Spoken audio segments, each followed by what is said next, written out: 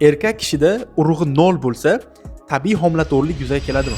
Erkak urug'i suyuqligi tarkibida bir dona ham urug' bo'lmasligi bu azospermiya kasalligi hisoblanadi.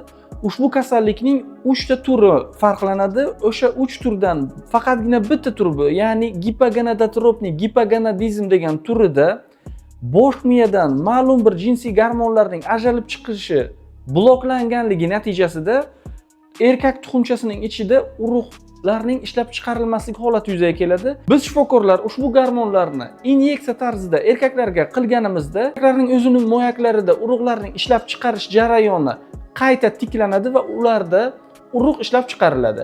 Va ushbu turdagi azospermiya kasalligida tabiiy usulda homilador bo'lish shansi saqlangan bo'ladi.